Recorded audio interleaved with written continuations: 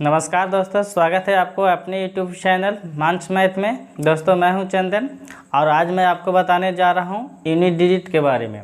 यानी किसी भी संख्या का यूनिट डिजिट यानी इकाई अंक कैसे निकालते हैं, जो आज मैं बताने जा रहा हूं। तो ज़्यादा समय न लेते हुए इस वीडियो को चालू करते हैं। और इस वीडियो को चालू करने से पहले अगर हमारे इस चैनल पर आप नए हैं तो कृपया हमारे इस चैनल मानस मैथ को लाइक कीजिए, सब्सक्राइब कीजिए तथा बेल आइकन को प्रेस करिए, यानी घंटी दबाना नहीं भूलिएगा। ठीक है, चलिए वीडियो को चालू करते हैं। आज बताने जा रहा हूँ, देखिएगा ध्यान से। यूनिट डिजिट, इसको बोलते हैं इकाई अंक। क्या बोलते हैं? इकाई अंक, यानी यूनिट डिजिट यानी इकाई अंक। यानी किसी भी संख्या, यानी कितना भी संख्या क्यों न हो, उसका इकाई अंक किस प्रकार से हम निकालेंगे आप देखिए। सबसे पहले मैं इसको नॉर्मल मतलब छोटे छोटे से लेकर चलूँगा, और फिर मैं बताऊंगा कि किसी भी संख्या का पावर कितना भी क्यों ना हो तो उसको कैसे हम यूनिट डिजिट निकालते हैं, इकाई अंक निकालते हैं। अगर पावर कितना भी इवन हो या ऑड हो, यानी सम हो या विषम हो, तो किस प्रकार से निकालेंगे आप देख लीजिए। चलिए स्टार्ट करते हैं। जैसे मैं पहले ले लेता हूँ 2 + 3 + 6। तो ये तो सिंपल सा है, तो इसको हम बोले कि इसका इकाई अंक कितना होगा, तो सीधा सीधी ऐड कर लीजिए। देखिए 2 और 3 कितना हुआ, यानी 2 और 3 कितना हुआ 5, और 5 और 6 कितना हुआ, यानी 11।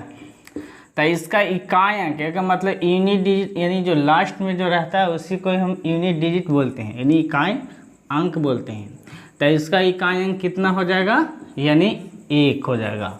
यही आंसर हो जाएगा। यानी 11 नहीं लिखेंगे, जब भी लिखेंगे जिसको लास्ट वाला रहेगा वही इसका इकाई अंक होगा। ठीक है, देखिए दूसरा क्वेश्चन। जैसे में हम इतना लिख दिए, ठीक है, इतना लिख दिए, और इसमें पूछ दिए कि इसका इकाई अंक क्या होगा। ठीक है, तो कुछ नहीं कीजिएगा, सबसे पहले इकाई अंक पकड़िएगा, इसको जोड़िएगा, इसको जोड़िएगा, इसको जोड़िएगा, इसको जोड़िएगा। तो ये तो दोनों 0 0, तो 0 ही होगा। 6 और 2 कितना हुआ 8, यानी 6 और 2 8, यानी यही इसका इकाई अंक हो जाएगा। ठीक है, ध्यान से समझिएगा। अगर क्वेश्चन नेक्स्ट क्वेश्चन देखते हैं। जैसे मैं इतना ले लेता हूँ, आप कोई भी डिजिट ले सकते हैं, मैं आपको समझाने के लिए मैं बता रहा हूँ। देखिए इसका इकाई अंक कितना होगा, यानी 0 6 0 3, यानी देखिए 0 6 जोड़ेंगे तो 6 होगा, 6 और 0 जोड़ेंगे तो 6 होगा, और 6 और 3 कितना हो गया, यानी 9 हो गया। तो इसका इकाई अंक कितना हो गया, यानी 9 हो गया, यानी 9 हो गया। अगला देख लीजिए। अगर मैं बोलूँ इतना, ठीक है, और माइनस इतना कर दिया, कभी कभी माइनस दे देता हूँ, देख लीजिए। तो देखिए इसका इकाई अंक कितना होगा, यानी 3 हो गया 6, तो 6 3 कितना हो गया 9। तो सबसे पहले 9 लिखेंगे, अब माइनस है तो माइनस लिखेंगे, 3 है तो 3 लिखेंगे। अब इसको घटा देंगे तो कितना आया 6, यानी 6 आ गया। तो यही इसका इकाई अंक हो गया। ठीक है, कभी कभी ऐसे एग्जाम में दे देता है जिसमें देख लीजिए इतना माइनस इतना, इसी प्रकार से दे देगा क्वेश्चन। तो देखिए इसका इकाई अंक कितना होगा, 3 होगा, ये 7 है। तो 3 और -7 करेंगे। आप देखिए यहाँ पर माइनस आ गया, आई छोटा अंक है, तो इसका एक नियम होता है कि इसके आगे एक अपने आप लगा लीजिए मन से। ठीक है, यानी तो बन गया कितना 13। तो 13 में से 7 गया तो कितना हो गया 6। तो इसका इकाई अंक कितना हो गया 6 हो गया। ठीक है, चलते हैं नेक्स्ट क्वेश्चन की ओर आगे। ये तो प्लस माइनस वाला हो गया। अब मल्टीप्लाई वाला किस प्रकार से करेंगे ध्यान से समझिएगा, एकदम बारीकी से मैं बताने वाला हूँ, बता रहा हूँ, ध्यान से समझिए। अगर आपको कह दे 1 गुने 2 गुने 12 गुने 16, आप इसको कह देगा कि इकायांक कितना होगा। मान लीजिए इसको मैं 11 बना देता हूँ, इसको 12 बना देता हूँ, ठीक है। तो इसको यूनिट डिजिट यानी इकायांक पकड़िए, ठीक है। मल्टीप्लाई है तो सीधा सीधी मल्टीप्लाई ही करेंगे।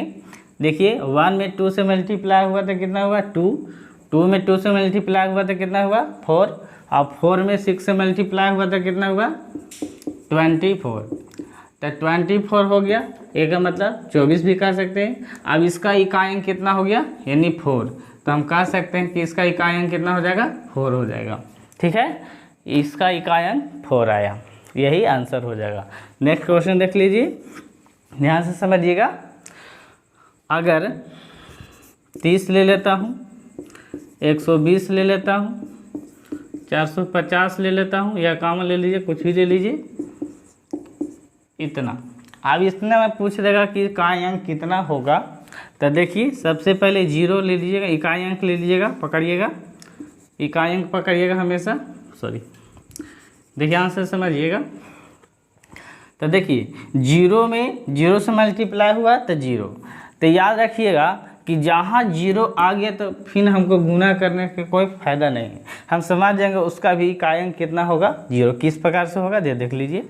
अब 0 में 5 से मल्टीप्लाई करेंगे तो 0 ही होगा, 0 में फिर 2 से मल्टीप्लाई करेंगे 0 ही होगा, तो इसका आंसर कितना हो जाएगा 0। यही हमारा आंसर हो जाएगा, ठीक है। ध्यान से समझिएगा, ध्यान से देखिएगा। नेक्स्ट क्वेश्चन मैं बताने वाला हूँ, इसके बाद बताऊंगा कि पावर वाला किस प्रकार से बनाते हैं। अभी सिंपल देख लीजिए, जैसे मैं इतना बता दिया,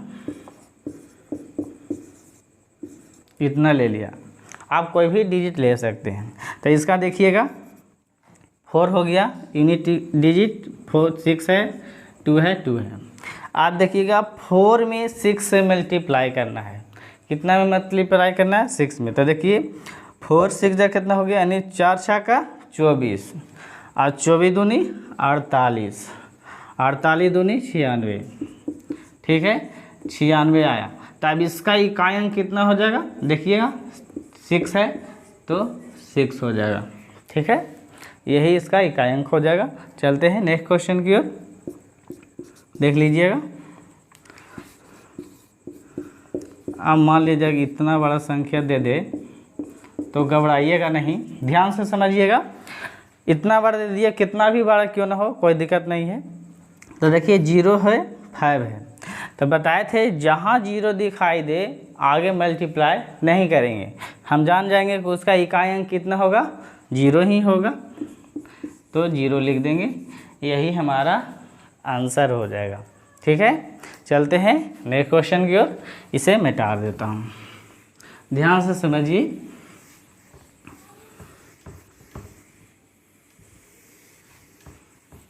चलिए अब मैं बताने वाला हूँ, ध्यान से जो समझिएगा, बहुत इम्पोर्टेंस है कि अगर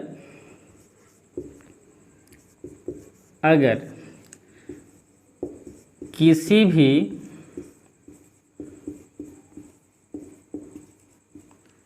संख्या के अंतिम अंक, देखिएगा अगर किसी भी संख्या के क्या होना चाहिए अंतिम अंक 0 1 5 यानी 5 6 हो, ठीक है, और उसके ऊपर, उसके मतलब इसके ऊपर, इसी के ऊपर दे देता हूँ, इसके ऊपर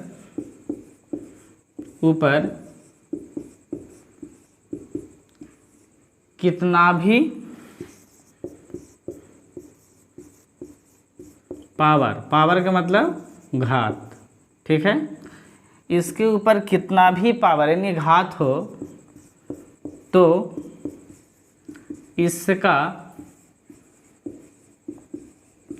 ध्यान से इकाई अंक हमेशा 6 ही होगा, ध्यान से समझिएगा।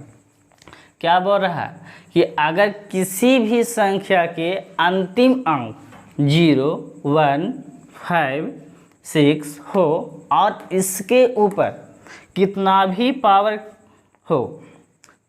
पावर हो तो इसका इकाई अंक हमेशा 6 ही होगा, यानी 6 ही होगा। कैसे होगा ध्यान से समझिएगा, एग्जाम्पल के थ्रू मैं समझाने जा रहा हूँ। जैसे हम इतना क्वेश्चन ले लिया और इसके ऊपर हम पावर कितना भी लगा देते हैं, कोई दिक्कत ना हो, चाहे इवन हो या सम हो, उससे मतलब नहीं है।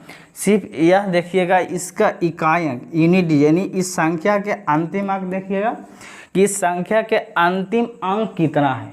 तो अंतिम अंक 0 है और इसके ऊपर कितना भी पावर क्यों ना हो, चाहे ऑड हो या इवन हो, यानी विषम हो या सम हो या सम हो या विषम हो, तो इसका इकाई अंक हमेशा कितना होना चाहिए, 6 ही आएगा। ठीक है, एग्जाम्पल दूसरा देख लीजिए। जैसे में 1 वाला देख लीजिए। मान लीजिए एक संख्या है और इसके ऊपर, ठीक है ध्यान से समझिएगा, इसके ऊपर पावर मैं दे रहा हूँ इतना है। ठीक है, इस संख्या के पावर इतना है, इधर जगह नहीं था, तो इसका इकाई अंक पकड़िएगा। इकाई अंक कितना है, इसका इकाई अंक कितना है देखिएगा ध्यान से। तो इसका इकाई अंक 1 है, तो यानी संख्या का इकाई अंक कितना हो जाएगा, 6 ही होगा। ठीक है, यानी इससे कोई दिक्कत नहीं है। चलते हैं नेक्स्ट क्वेश्चन की ओर, इसी को बताऊंगा। ठीक है,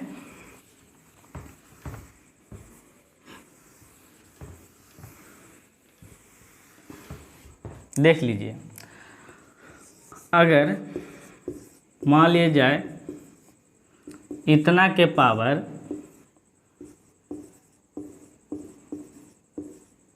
इतना हो, कितना भी पावर हो, तो बताए थे इसका इकाई अंक यानी इसका अंतिम अंक पकड़िएगा। इस संख्या के अंतिम अंक कितना है, तो 5 है और इसके ऊपर कितना भी पावर क्यों ना हो।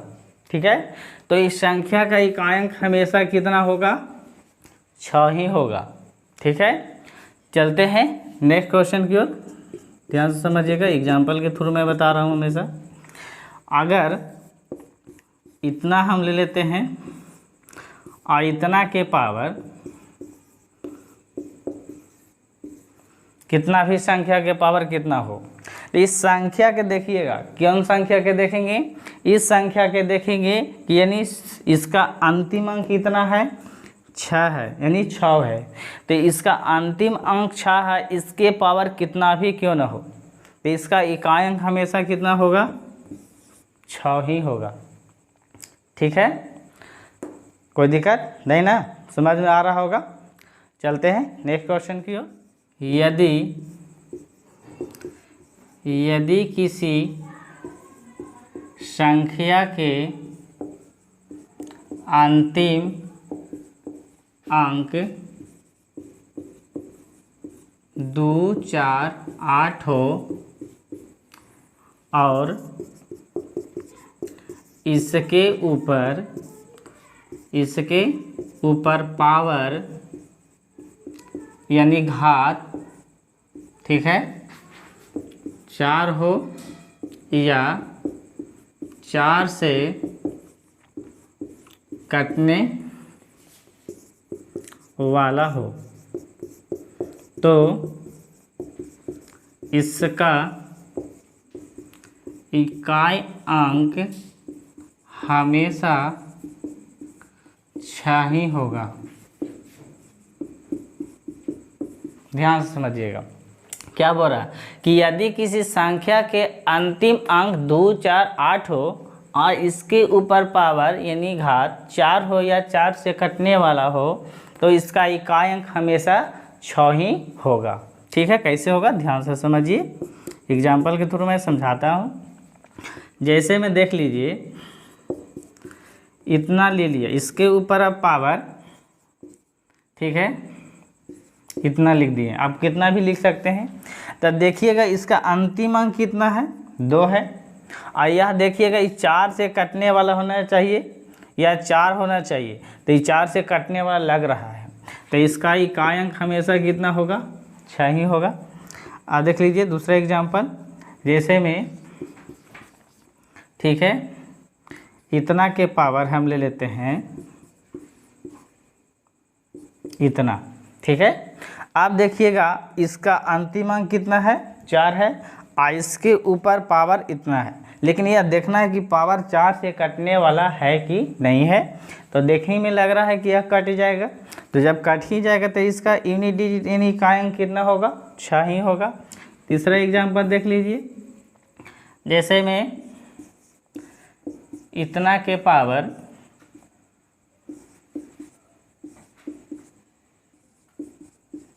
इतना हो, ठीक है। तब देखिएगा इसका अंतिम अंक कितना है? 8 है, और इसके ऊपर इतना पावर है, तो देखिएगा पावर 4 से कटना चाहिए, तो देखिए में लग रहा है कि 4 से कट जाएगा, तो जब कट जाएगा तो इसका यूनिट डिजिट यानी इकाई अंक कितना होगा? हमेशा 6 ही होगा, ठीक है। चलते हैं नेक्स्ट क्वेश्चन की ओर। आपको समझ में आ रहा होगा, ध्यान से समझिएगा।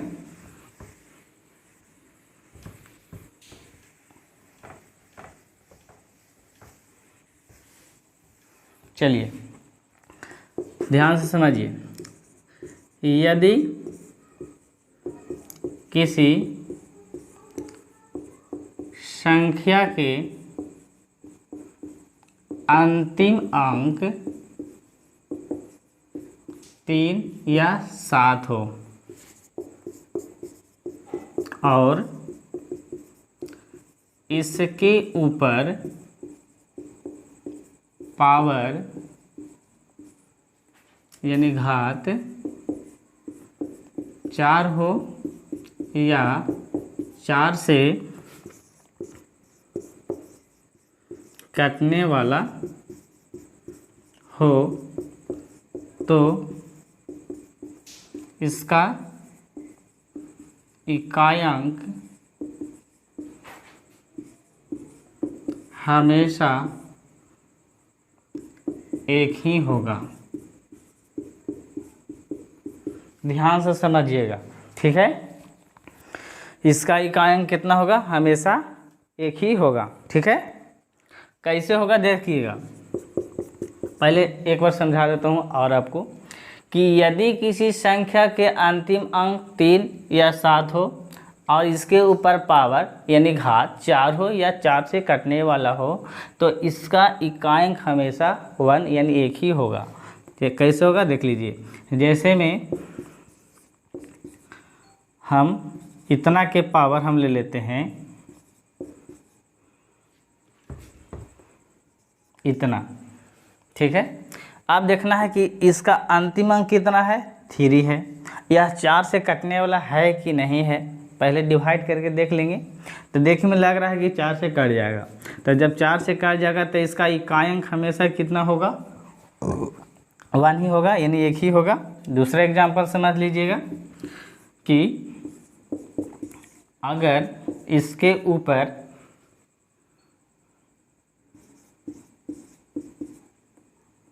इतना हो, ठीक है, तो इसका इकाई अंक कितना होगा? तो आप देखिएगा ध्यान से कि इसके अंतिम अंक कितना है, यानी 7 है, और 7 है, और ये देखिएगा 4 से कटने वाला है कि नहीं है, तो देखिए में लग रहा है कि है, तो इसका इकाई अंक कितना होगा? हमेशा एक ही होगा, ठीक है। आपको वीडियो समझ में आ रहा होगा। चलते हैं नेक्स्ट क्वेश्चन की ओर, ठीक है।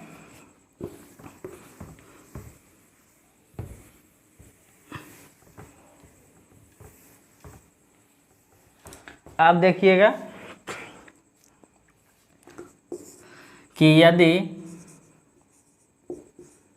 यदि देखिएगा 4 के पावर n के मतलब n मान लीजिए, x मान लीजिए, y मान लीजिए, z मान लीजिए, समझिए कि n पावर है, ठीक है। n पावर है तो n का मान कितना होना चाहिए? ध्यान से समझिए, n का मान इवन हमेशा इवन यानी सम हो या सम हो तो इसका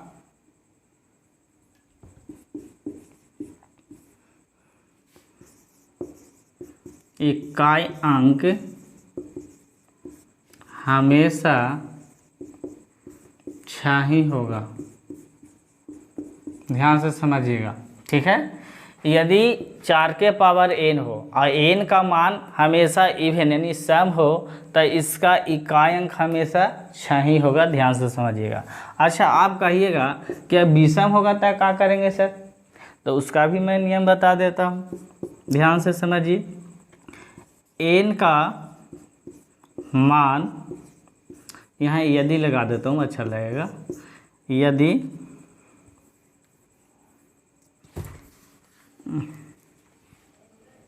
देखिएगा, यदि n का मान हमेशा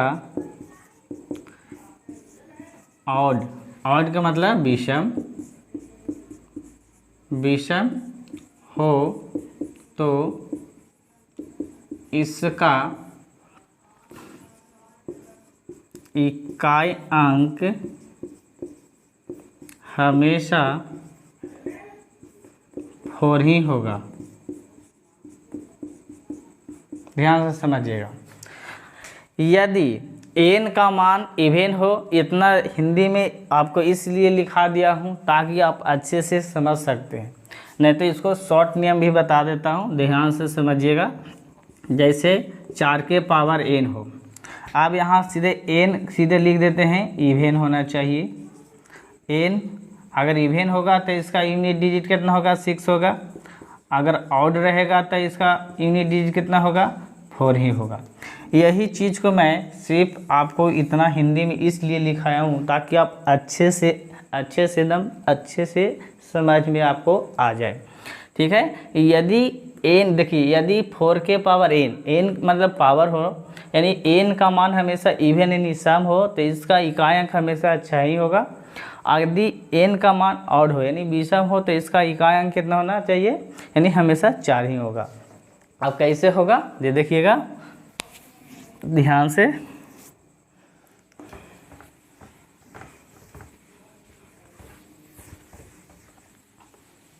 देखिए, यदि हम इतना लेते हैं संख्या, ठीक है, और इतने के पावर हम कितना भी दे दें कोई दिक्कत नहीं है, आप कितना भी संख्या दे सकते हैं, ठीक है। इतना के पावर इतना दे दिए, ध्यान से समझिएगा। यानी कोई संख्या है और इसका देखिएगा अंतिम अंक कितना? 4 है, तो 4 के पावर यानी n यानी पावर है, n एक तरह से पावर है तो पावर इतना है। तो यह देखिएगा कि इवन है कि ऑड है, यानी सम है या विषम है, ये ध्यान से समझिएगा, ठीक है। तो देखते हैं कि सम है तो इसका इकाई अंक कितना होगा? हमेशा 6 ही होगा। लेकिन अगर हम इस रूप में लिख दें, ठीक है, और इसके पावर हम कितना भी लगा दें, ठीक है, आप देखिएगा यह इवन नहीं होकर ऑड हो गया यानी विषम हो गया। तो इसका इकाई अंक हमेशा कितना होना चाहिए? इसका इकाई हमेशा 4 ही होगा, ठीक है। समझ में आ गया होगा। चलते हैं नेक्स्ट क्वेश्चन की ओर, ठीक है। यह लास्ट क्वेश्चन रहेगा। खाली मेन टॉपिक मैं बता रहा हूँ, इससे रिलेटेड जो क्वेश्चन आएगा जो आगे मैं बुक में बताने वाला हूँ तो वहाँ करेंगे। यहाँ सिर्फ रूल समझिए, कॉन्सेप्ट है। देखिए यहाँ, यदि सीधे एकदम शॉर्ट में लिख देता हूँ, यदि 9 के पावर n यानी पावर, ठीक है, इसको घात भी कहते हैं, ठीक है। यदि हिंदी में भी इसको समझाने के लिए लिख देता हूँ, ठीक है, यदि n का मान इवन यानी सम हो तो इसका इकाई अंक हमेशा देखिएगा 1 होगा, ठीक है। अगर यह देखिएगा ध्यान से, हमेशा इसका इकाई अंक 1 होगा। और दूसरा नियम है कि यदि n का मान ऑड हो यानी विषम हो तो इसका इकाई अंक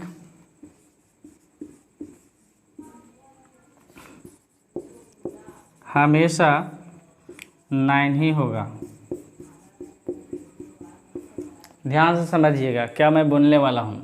यदि 9 के पावर n, यानी देखिए 9 के पावर n का मतलब पावर, यानी यदि n का मान इवन यानी सम हो तो इसका इकाई अंक हमेशा 1 होगा। यदि n का मान ऑड यानी विषम हो तो इसका इकाई अंक कितना होगा, हमेशा 9 ही होगा। कैसे होगा देखिए जी एग्जाम्पल के थ्रू। जैसे हम कोई संख्या लेते हैं इतना, इसके पावर हम कितना भी संख्या डाल दें, ठीक है, इतना डाल देता हूँ। अब देखिएगा यह इवन है कि ऑड है, यानी सम है कि विषम है। देखिए में लग रहा है कि सम है, तो इसका इकाई अंक हमेशा कितना होगा, यूनिट डिजिट 1 ही होगा। दूसरा एग्जांपल देख लीजिए। अगर इतना इतना इतना के पावर अगर हम इतना लिख दूँ, इतना, आप देखिएगा कि यह संख्या हमेशा देखिएगा इसके लास्ट में कितना है, 9 है, और इसके ऊपर इतना पावर है, तो इसके ऊपर इतना पावर है, तो यह ऑड है कि इवन है, यानी विषम है कि सम है। तो देखने में लग रहा है कि विषम है, तो इसका इकाई अंक हमेशा 9 ही होगा। ठीक है, हमेशा इकाई अंक कितना होगा, 9 ही होगा। तो आपको वीडियो समझ में आ गया होगा, ठीक है। और ध्यान से समझिएगा, बहुत अच्छे चैप्टर था। आज यही क्वेश्चन को समाप्त करता हूँ, ठीक है। और समाप्त करने से समाप्त तो कर ही दिया हूँ, लेकिन हमारे इस चैनल को लाइक कीजिएगा, सब्सक्राइब कीजिएगा, ठीक है, और दोस्तों के साथ शेयर भी कर दीजिएगा। Thank you. मिलते हैं नेक्स्ट क्वेश्चन में।